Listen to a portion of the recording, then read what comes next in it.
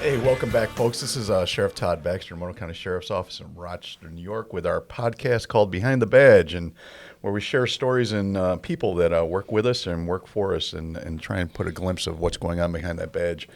Today, we got a really great program, the Rescue Task Force. We've been saying that term for a while here in Rochester, and most people probably have no idea what the hell we're talking about. So I thought we'd introduce the concept to folks. And Lieutenant Andrew Soike, almost messed up your name. I called you Anderson. So I don't know if that'd be good or bad, but you're the sheriff. Lieutenant Anderson, he's about 5 feet away from you, so we'll find out right after this podcast. But you've been instrumental in putting this whole thing together, studying and capturing people, if you will, and dragging them into this, breaking down egos and silos, and bringing partner agencies in. And so we want to talk a little bit about that. And I know you had a little something to do with the eclipse. And correct. We can talk about how the Rescue Task Force played in all those plannings, for that and things like that. And Dr. Jeremy Cushman, Doc, I'll let you introduce yourself here in a second, but it's just an honor to have you in our podcast. I'm going to be bragging about you for a while, and I just did. I'll give you an example. I was doing a ride-along. I had a couple people that bid on ride-alongs to go out with the sheriff for a couple hours and as a fundraiser for nonprofits, and I brought them out to the SWAT bay because we had to pick some equipment up there. And we're showing them we're showing the rescue vehicles. And the SWAT guys were so freaking happy to show where Dr. Cushman sits, right? This is his seat, right? Think about that when we're going to a critical incident. I know the Rescue Task Force is the same thing. We got life-saving measures instantly available to the level of a medical doctor. That's utterly incredible. So, Doc, you've been doing this for a long time, and I'll let you introduce yourself. And firefighter Derek Hardy. What was that title you had up there on the B-roll here? What's your title? Assistant Fire Coordinator. Yeah. I had no idea. I would have treated you a lot more respect. I don't think the title would have changed any of it. I don't. A great man, a great firefighter who's, again, been instrumental in working with law enforcement, but getting even more prolific on that. It's Monday, isn't it?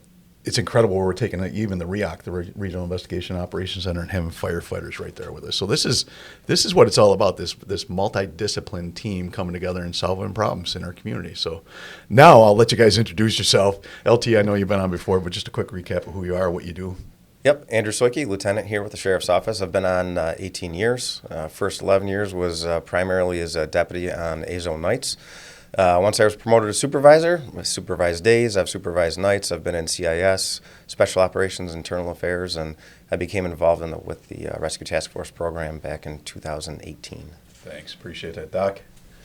Jeremy Cushman, I'm a paramedic, EMS physician, and have the great fortune to be the EMS medical director for just about every fire department, law enforcement agency, and the EMS system as a whole. So this has been a lot of fun to work with these guys and figure out ways to leverage, as you mentioned earlier, these different previous silos into one team to accomplish the worst possible mission that we could probably imagine. So it's been quite a good time working with these guys, figuring out the solutions. Yeah, when we practice, we train for the worst case scenarios. But if we're actually using your skills, that's in a bad the field, day. something seriously gone wrong in our community. But to have you there is it's amazing. It's literally amazing that we get your skill level into a hot zone with us sometimes. Well, and all this you'll hear is about force multiplication, right? Is how do you take a few people with a solid skill set and be able to expand that amongst many, many, many other individuals. So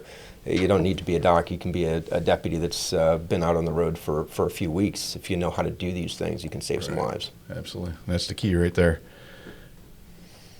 I'd love to introduce you, but I'm going to let you. I want to hear what you have to say about it. Well, we're going to start with booking in 1997. Why are you moving away? Where we first met. Too far away from me. It's that beard. Derek Hardy. I work out of the Monroe County Fire Bureau. I've been there since 2018. Prior to that, I was at Gates Fire. My primary roles in the Fire Bureau are fire investigation and RTF, newly assigned to the REAC, so super excited about seeing what that has to offer. Yeah, that's talk about force multipliers, Doc, in the Regional Investigation Operations Center, a whole different podcast. But bringing firefighters into a law enforcement operations center, not during a critical incident. This is during normal business and Every day. course of investigations and things like that. Again, people just don't see those opportunities, I think, and it's going to be, as Doc put it, I love the term force multiplier. But so, who wants to take a stab? The public has no idea what a rescue task force is. Who's got the clearest explanation of a rescue task force? I kind of like the way Soike does it. Oh, good. I really do. I mean, it's simple and in its simplest form, it is a team of firefighters and law enforcement officers paired together with special integration training, additional medical training, and specialized equipment that are introduced into an aggressive deadly behavior incident or ADB incident to provide a higher level of medical care with the mission of treating victims who have been injured, triaging them, which is one of the major things that the RTF brings. We can, as police officers, can look at somebody and make a snap judgment that doesn't look good and that looks good. And, right. And we really don't have, we're not good at it. So Right. getting the firefighters in there gets an actual triage, who needs to get treated first, who needs to be transported first. And then through that, we also oversee the final transport to an ambulance to get them to the highest level of medical care we can as quickly as possible. How's that, Derek? It was really good, with the exception of one thing. Uh-oh. We've also added in the component of using them in mass casualty incidents, not just necessarily the act Deadly of aggressive behavior. deadly behavior, Right. but the fact that we can rapidly triage patients and provide some basic life support interventions to try and get them to the hospital in an expedient amount of time. Think about like a big bus accident or a vehicle ramming incident, something that may not be that firearm, that edged weapon. Right, It could be just somebody's worst day that involves a lot of people. Well, and I think that's one of the things when we started this in 2017, 2018.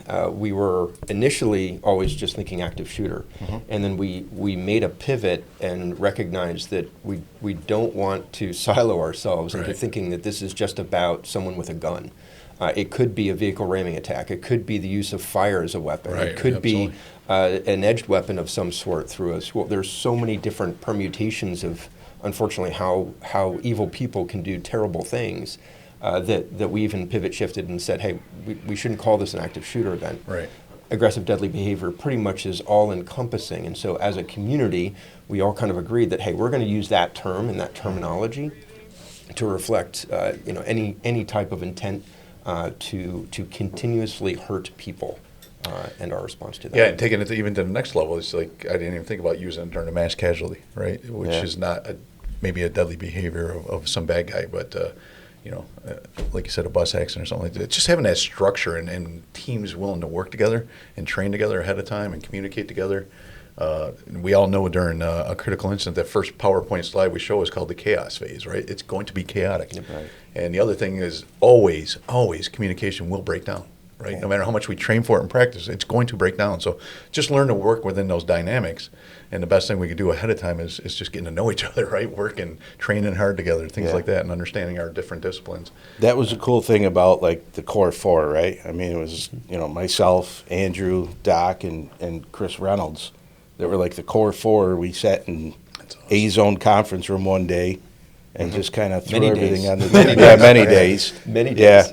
Yeah, threw everything on the table. There was nothing that was off limits. Because after Parkland in 2018, we all, I started asking questions. I knew how to send contact teams in to mitigate a threat. Right. I knew how to do that very well. I knew we needed to get casualty collection points, but what I didn't know is, do we have to clear the whole school? Right. One hallway. Who's coming to get these people out? And when I started asking these questions, we realized that we had gaps, and that we had to fill those gaps. And we realized in talking with Doc that initially the ambulance wasn't coming up any closer than the street, and the firefighters weren't trained to come in, and that's Right. where we came up with we decided to adopt the rescue task force model, and that began a long road of trying to figure out exactly how we were going to do it locally, what the risk tolerances were for each Right. individual discipline. And then kind of working out the terminology and agreeing on what that terminology means. So Yeah, I like firefighter terminology, cold, warm, hot zone, right? So kind of simplistic from that, what is it? And I remember I was the chief in Greece, who kind of dabbled in this whole concept, never got it moving forward because I was hit with a stubborn roadblock by firefighters. And not because they're not brave and not because they just didn't understand that we could, if we sat down in a room and really brainstormed some practice and trained, we can actually bring you guys into even our hot zone sometimes, right? I mean, our hot zone is we haven't cleared the area. There could be explosive devices in there. It could be second, third, fourth bad guys in there. And to get firefighters or docs that are willing to come in and trust us that we can provide that security concept while you do your life-saving measures. And I take it back to Virginia Tech. You mentioned Parkland and Virginia Tech. Well, Columbine was our pivotal moment in law enforcement, right? We can't just wait for SWAT teams to solve this problem. We got to train police officers, and we're getting very, very good at that. And single person entry now, a single deputy, single trooper, equipping rifles. And then I looked at Virginia Tech, and I remember CNN critiquing the cops as they were dragging, and it wasn't even all cops, just dragging the kids out of Norris Hall, and because they were trying to get them to you.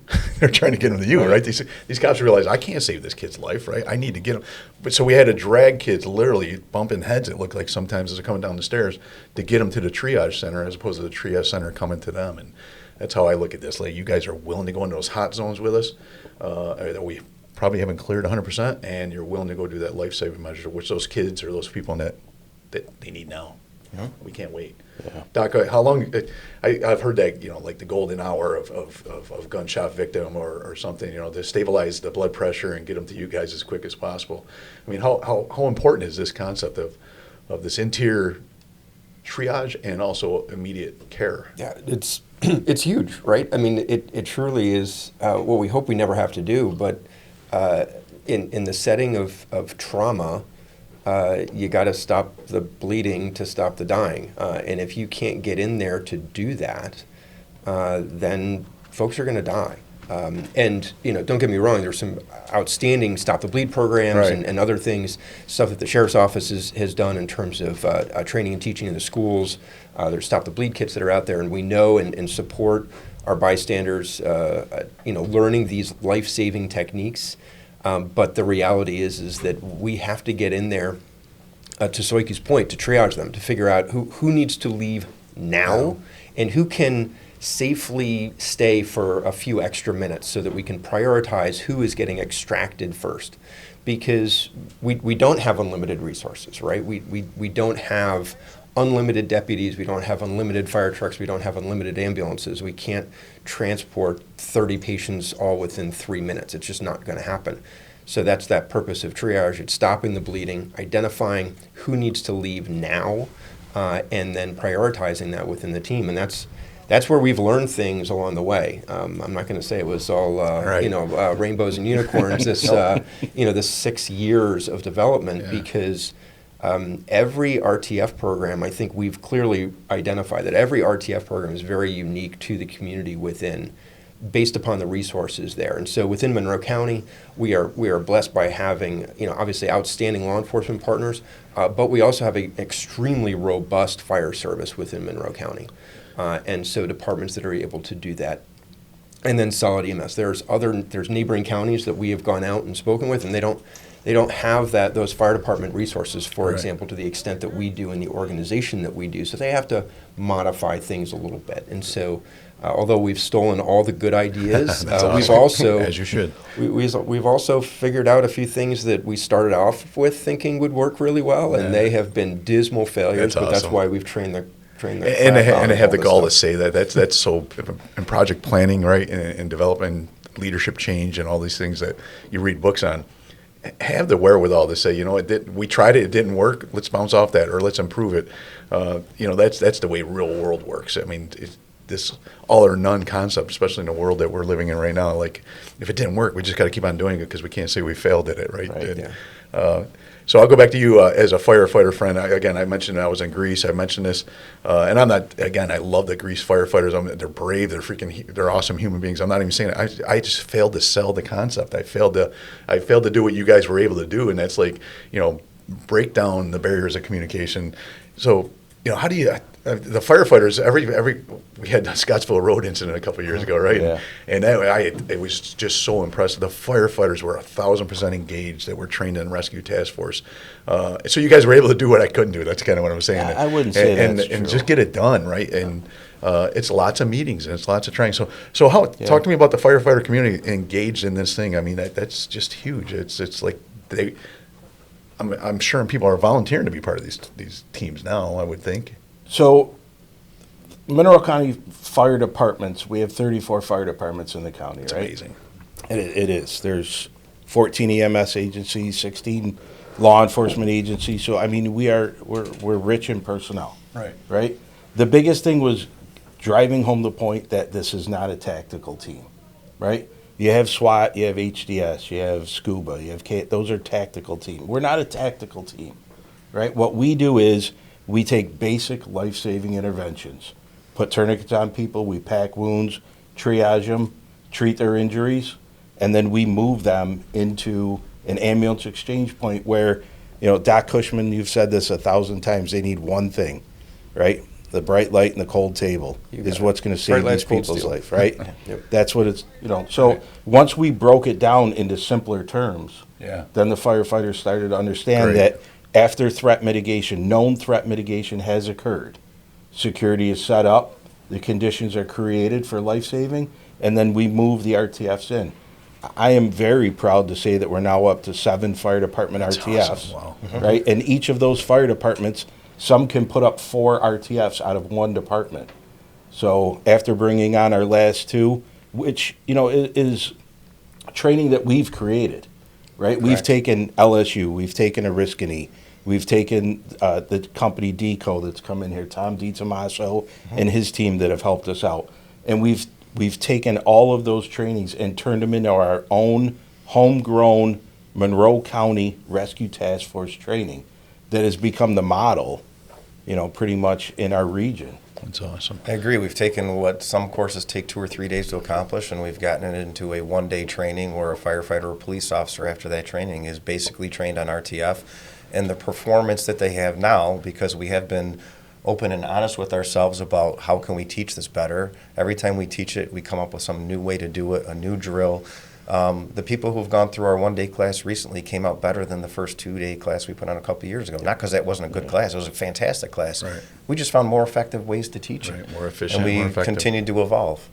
And I'm sorry, Doc. No, I was just going to say, and I think what we also realize is that we can't teach them everything right at the outset. Yeah. That there are very clearly different roles and responsibilities. So, if you will, your operational function of deputies and a rescue task force to do these things versus the command component, which clearly takes significant reps to really understand the entire concept of operation and be able to do that.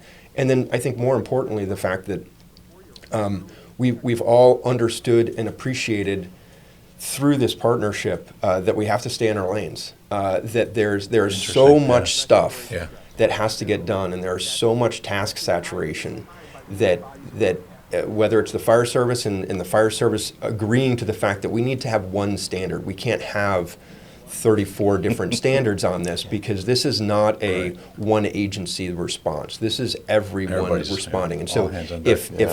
if I'm calling it yellow and you're calling it orange, then it's not going to work well at all. And I think that's been huge. Is that we've understood our lanes and we're very comfortable calling each other out when we're stepping into lanes that we should not be in. And that, that to your point earlier, Sheriff, this has taken a cultural change. And we know that cultures don't change in a matter of a year or 2. Right. It truly takes the 6 years that we've been doing this to change the culture and get the respect and understanding that this isn't a law enforcement event, this isn't a fire event, this isn't an EMS event, this is a we're all in it together event, and the only way that we're going to mitigate it effectively is to know our individual, work to our strengths, work in our lanes, and get it done using a common framework. Yeah, and as you were talking, Doc, the word trust comes to mind, that because you were able to break down, the cultural hesitation over years, and that's because we had our lanes, right? And I do this, you do that, but the bad guys in the situations are forcing us, or the community's expecting us to work together as quick as possible to go in and get my son out of that school and get him to that hospital as quick as possible. That's the expectation. So I think, again, I'll just emphasize how bold you guys were to sit in those offices and for, break down, all the communication barriers and all the confusion that comes with change and comes with culture change. But the most important word is I feel trust in this room. And I'm sure when you get in that classroom after 8 hours with anybody, that comes to your class, like, I want to be part of this. This is going to save lives. This is going to take us to an area that we never want to go. But we will be the people in there saving lives, and that's a great thing. Yeah. Congratulations. Thank you. I think you're we've right, though. taken it Oh, so go ahead. far that we teach it in recruit school now, right? So whether it's the police academy, the fire academy, That's phenomenal. EMS academies, Yeah. Your basic EMT, your paramedic programs, whatever the case may be. We've firemen now assist law enforcement, EMS assist law enforcement in the police academy of teaching the RTF Yeah, concepts. I love it. And vice Absolutely. versa. We have our Monroe County Fire Academy classes. This week, They're- actually. Yeah, this week, right? We have 2 days worth of RTF training in our, what we call 229 school, which was unheard of. What's a 229? 229, yeah, it's 500 and something hours of firefighter training, that I know. the lingo, The lingo. right? Yeah, I got a problem Jason Rudolph's big on the lingo, right? I mean, he loves with all the acronyms. hitting a hydrant and Yeah, hitting a hydrant. yeah. So St. Paul looks like it was the latest to come on board. Is that I've seen with the Yeah, St. Paul and Videos. Brighton are the last two fire departments that we Brighton's brought out. on, yeah. That's good. Quiz, who's the other ones? Do you know on the top of your head, the other fire departments? Yeah. Which other Henrietta ones? Gates, Henrietta Gates, that's awesome. Ridge Road, North Grease, Barnard. That's awesome. Nice. The grease She's departments. So we Yeah, that you were to your able to do point, what I couldn't do. I was we like, were- everybody looked at me. I didn't do a good job selling the idea and breaking down the mystique about the whole thing. And you Derek's guys, very that's what good. I'm so excited. You guys were able to do it, and it's not easy. People the community expects us to do this, but they don't realize how difficult this is. To break down different disciplines and get them to gel together and sync. It's not because no one wants to. It's just it's against human nature sometimes. It's against culture sometimes. And these are great human beings, and man, we can't do what they do, but we Right. can get them there. Yep. We can get them there to do their job. That's what this is all about, and God forbid that we're not doing this. So you mentioned a lot of schools, a lot of disciplines out there, LSU and Oriskany, that's the Homeland Security folks, and that's a great training facility. But where's this go next for Monroe County? I mean, what's your next objectives here in Monroe County? That you developed your own program, got it down to 8 hours of training, you're bringing on lots of fire departments now. What's next? I think we continue to look at the operational aspect of it, where we use it for a pre-staged RTF or a level of pre-staged personnel for either the PGA protests, the Eclipse. We did it. And then I think for us, now that we've gotten the initial, on the law enforcement side anyway, I'll let you guys speak to your parts, it's the sustainment training. Yeah. So we've gotten initial training out to the entire sheriff's office, to every police officer in Monroe County. Now, how do we hit this again in smaller doses where we're reinforcing these skills and not letting it be 3-4 years before they touch it again? That's awesome. That's awesome. Yeah, no, I think we keep refining. The challenge, particularly for the EMS community, is simply because of the way that EMS works, if you will.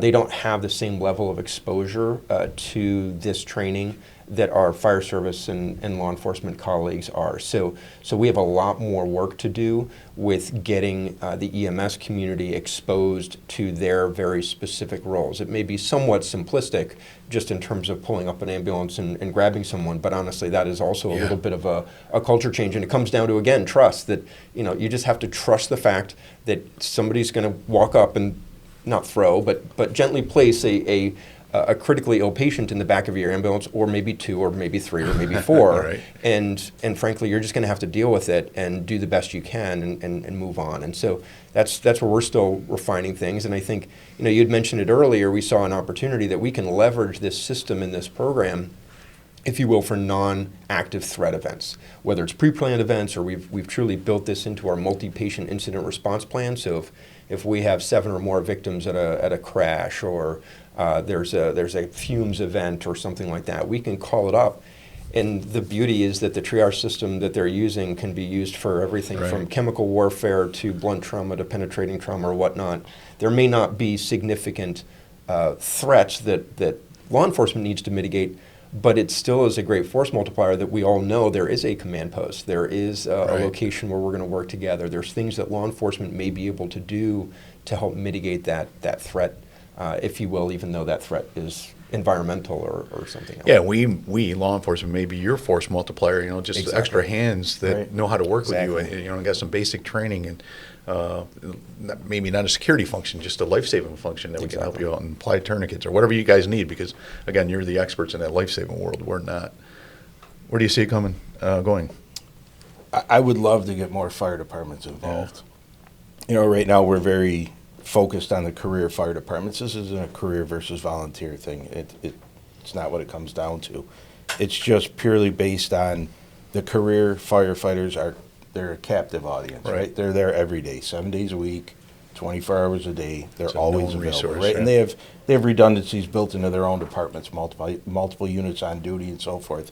But I think phase 2 for the fire services, how do we integrate the volunteer firefighters into this response, right? I mean, yes, we make a big investment with ballistic gear and so forth, and making sure that that's secured and it's not, open to somebody who's touring the fire truck, that they could walk off with one of our ballistic plates or something like that. That would be very bad, right? And that's not good. LT's laughing at me. Yeah, well, it makes me nervous, though. Yeah, it makes me very, very nervous, But like I said, we have 7 of 34 fire departments, and they're kind of the ring departments around the outside of the city of Rochester. So how do we reach out to far west part of the county, far south part of the county, the far east part of the county, to deepen our bench? Yeah, that's a great point. Go to Hamlin, right? So 2 deputies, 3 deputies in a reasonable amount of time. That's a long distance for a deputy from C-Zone to make it out there, right? A couple volunteer firefighters that might be down the street, that are trained in the rescue task force, an ambulance crew, luckily, I mean, you could, as quick as, that's a long distance, and distance is time, and time is, life-saving or not in our world, in critical instance, I'll take it to the scuba world, and I was sheriff for a very short amount of time, and there was a little kid that unfortunately drowned in Greece in the canal. But one of our scuba divers was just around the corner at Gates School for an event, and there was a firefighter that they trained together, and all I needed was the rope from the firefighter and a scuba guy with his emergency tank, and he was in the water within minutes. Unfortunately, he recovered, but wasn't able to save. But the point I'm making is that's a firefighter and a scuba guy coming together, not waiting for scuba teams to show up and command and control, and and then going to get the kid out of the water, right? Yeah. That was amazing to me that those guys could gel together and keep my deputy safe in the water by just working prior together and understanding each other and trusting each other, because I'm going in the canal as a scuba guy. You get hung up pretty easy down there, and you trust this firefighter. You might not even know his first name, but you're going to go to save someone's life. That's pretty cool stuff. Yeah, awesome. Well, I think that's about it. I just want to throw it out as alibis. Anything you guys want to share or we didn't share with the public about a rescue task force. And I think this is amazing stuff that the public really has no idea what you guys are doing behind the scenes, and the years and years of work to build these things, and the amazing firefighters that are willing to come into our hot zone, if you will, and trust us just like we do all the time with you guys. And Doc, I started the show out with, you're amazing. You are simply amazing. I don't know if every community has a doc like you. I remember back in our RP, city SWAT team, and just this guy wants to do what? He wants to go with us? This is pretty cool. We're trying to get, the whole program built. So you're a blessing to us. I don't think people understand what you're doing for our community too. You're saving lives every day, and that's incredible. Well, thank you. It's always humbling when obviously, folks such as yourself say that, but it's truly been an awesome team, and we've pushed each other in a lot of different ways. We've definitely pushed each other's buttons more than once. But again, to your earlier point, right? It's that we have the culture, and we've developed that trust. Yeah. And that trust. I'm going from here to SWAT training, right? Yeah. And so that trust. For those of us that are used to working with our law enforcement colleagues in that environment, I have 1,000% trust in those guys because I see what they do and I know that they have our back. And I think it's actually taken us a relatively short period of time to get our fire department and even our EMS colleagues to recognize that that same level of trust happens with our law enforcement colleagues. And law enforcement is never bringing us into an environment that they did not believe warrants the risk for the potential benefit. And similarly, that we're not going to dally if we don't need to. Right. We're going to get out of there as quickly as we can. And so we'll keep pushing along. We're going to keep training and hope that we never have to use this stuff. But so much of this is a lot of the things that we do literally every day. Right? We have deputies placing tourniquets. Yeah.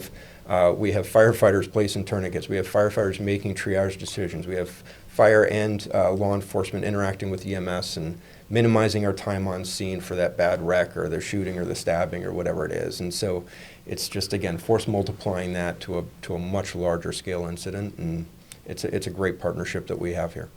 It is, and our firefighter brothers and sisters, the love is amazing, and we have a great relationship. But it's incredible. I was at a car chase not too long ago, 490. It was one of our deputies chasing someone, and the car crashed.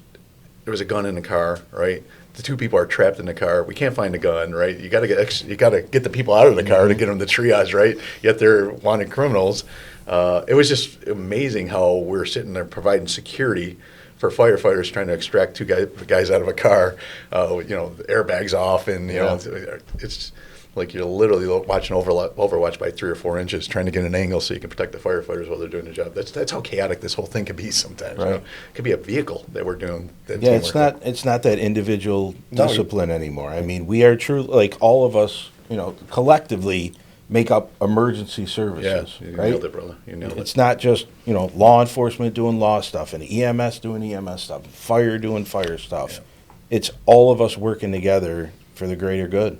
At our in-service, when we did this with the entire county, Yeah. the number one piece of feedback we got was that it was great having the firefighters and EMS there. Oh my God, I love it. Actually, working with the firefighters and the EMS has always been the number one thing from feedback we get from Yeah. just everyday deputies on the road. Not that people on the RTF team within the sheriff's office, but the average road patrol deputy and officer. Exactly. The number one piece of feedback they got was they enjoyed working with the firefighters and doing it face to face. That's awesome. And it's not even the fancy tactical stuff. It's like how do you load these folks into an ambulance? Yeah. How do you move them Right. around? Hey, that's a cool doohickey that you have to be able to accomplish this goal. Like, to your point, it's not the flashy tactical stuff. It's literally the everyday stuff that they were like, oh, this is actually really cool to know how this gurney works. Or what have you.